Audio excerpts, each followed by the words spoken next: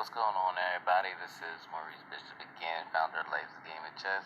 I know somebody wanted to see the Smith Morra Gambit and whatever, things like that. So I'm gonna show you, how powerful it could be, if you play it right. All right, let's get started. I played as white, obviously. I go e4, he plays c5, I go d4, he takes c3, he takes knight c3. This is Smith Morra Gambit. Goes knight c6, which is logical. That's what most opponents play.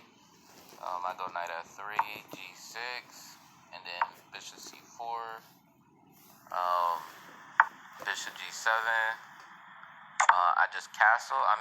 Because the whole setup of this is once you get your minor pieces out, you go queen e2 and then rook after d1. And usually they'll go e6 or whatever, which is what he did right here. But in this position or whatever, this is a little off, or obviously it's more than off. E6 creates a weakness on that dark squares, as you can see. Because the thing is, there's a big difference by going e6 and a bishop on f8. That is a big difference. But the fact that he went e6 and the bishop is on g7, it's not really gonna work. So that's why I automatically go knight b5 because of that. Because technically what he's supposed to do is he's actually supposed to go, I understand you want to fianchetto your bishop, but in a position like this, Smith Morra Gambit, I don't really see too many people do the fianchetto, so this was like different for me. But because I get the concept of the Smith Morra, the whole purpose of, trying to control that D file, and then usually when they go E6, you control those on D6 squares. You're supposed to attack it as soon as possible. That was a concept that I got, like all the games that I looked at with Smith Morra Gambit. It's always the dark squares, creating, open D files and, things like that. So I get the concept of the Smith Morra Gambit. So when he played E6, I already knew that, again, attacking the dark square weaknesses. So, and that's why I did. Obviously I'm threatening, knight d6 check, but I got queen d6 threatening knight c7 check as well. So, he goes knight e5, and, I'm not really too worried. I'm not actually worried about the knight e5, but again, I don't want to take his knight, because if I take the knight, he goes bishop captures e5, and now his dark squares, even though his dark square is weak, but it won't be too weak because now his dark square bishop will be covering those squares, especially if you go pawn d6, so it won't be as weak. So I want to cover those dark square as much as possible, which is why I go queen d6.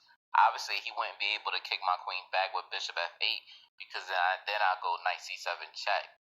That would be mate, but the only way he can stop the mate is by sacrificing his queen, and then obviously I go queen captures c7, just winning his queen. It'd just pretty much be a one game for me.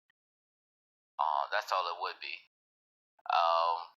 But he pretty much takes my knight off with a check, and I take back.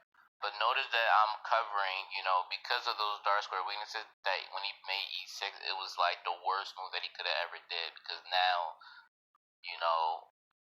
I'm controlling these dark squares right now. It's just looking nasty right now. And obviously he had no choice but to go knight e7, due to, if y'all look back, I'm threatening knight c7. It would be checkmate, but again, it wouldn't be checkmate if the queen captures c7. But obviously, he's giving up his queen to stop it, so he can't help but lose his rook.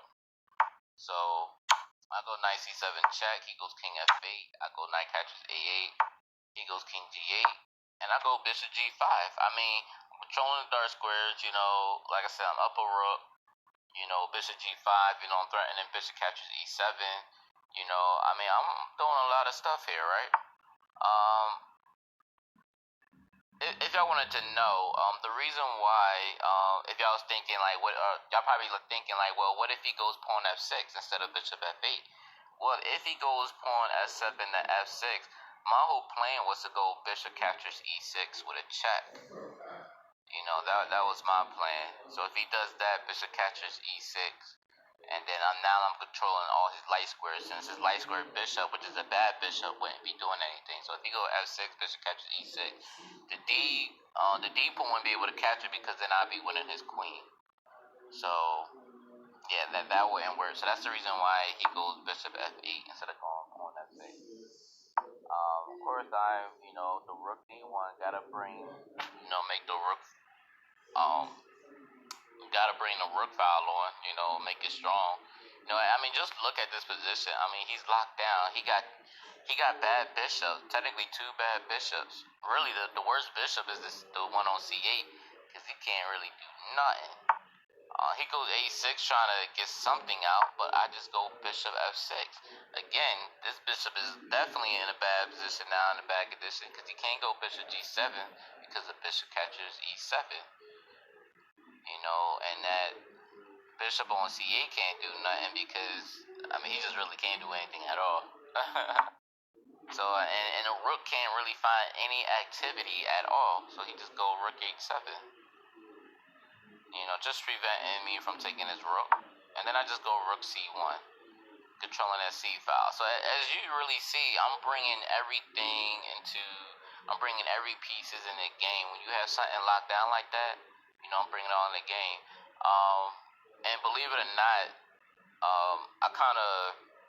I really learned this position, but if you ever read Emmanuel Lasker book, the one that was a champion for like 27 years and everything, he played a game where I can't even think of who it was, but he played a game where he pretty much dominated the board and dominated his opponent, to the point where the opponent just couldn't move nothing.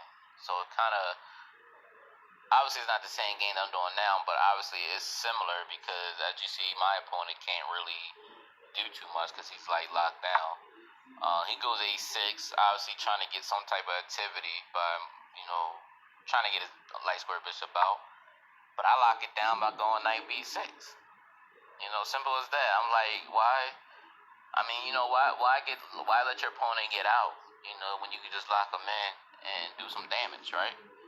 And I'm pretty sure y'all really see the picture, right? I got my knight on b6 hitting c8, but then if I get that bishop out the way, I got my rook right there. This is the whole purpose, He goes h5, again, still locked down, can't do anything, so I just go bishop e2. And as y'all can see, y'all see my threat, what I'm about to do now. H4, and I go queen c7. Typically, I was going to go knight capture c8. Either way, I feel as though this still wins the game either way. I could go knight capture c8. Even if he takes my knight with his knight, like I said, I could take his queen, he takes mine, but I was like, I didn't want to do all that. I wanted to, try to play like a perfect game as possible. Not really a perfect game, because everybody make mistakes, but I just felt like this probably would have just been like way better.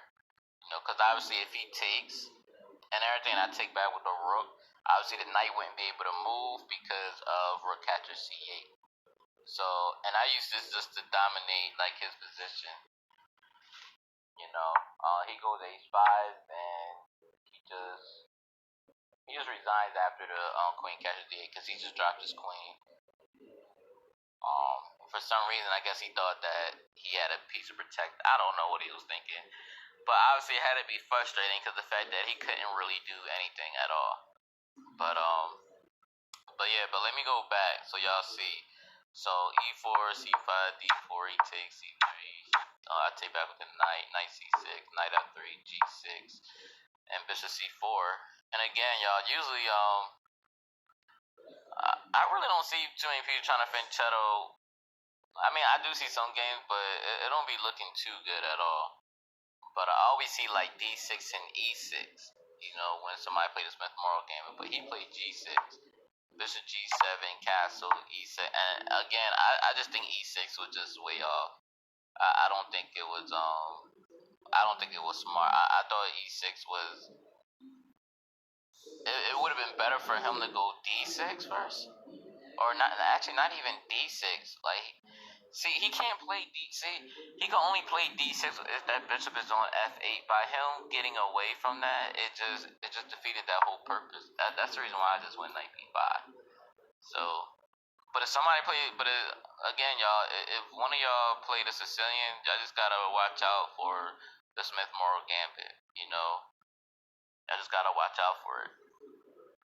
Especially moves like this, as y'all see. I see that I didn't do anything. I just control the dark squares. Y'all can just see how easy it was for me to get the dark squares to the point where it's not really nothing he could really do. He just tied down. Again, he can't go F6 because the bishop captures E6.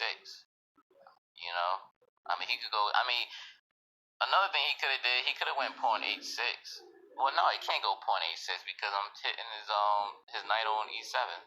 So it really didn't matter. So bishop F8, and then rook D1, getting the file, and then bishop F6. As you see, I'm just controlling all the dark squares. I'm taking everything away from him. So if y'all gonna play a Sicilian, y'all just gotta be careful of this. But I just wanted to show y'all like how that all started. It all started with that E6, that pawn on E6. Once he did E6, I automatically came there. But yeah, y'all, if y'all like this video, man, definitely like, share, comment. Give me some of your input or some new ideas. Let me know like what y'all think. I would greatly appreciate it. And yeah, and again, y'all, if y'all share my page and everything, definitely share my page with everybody. So that more people could join to the group and get better, learn some new techniques and things like that. We all could learn something new as well. So hope y'all enjoy and definitely have a great or happy Friday. Great happy Friday. Alright, y'all. Peace out.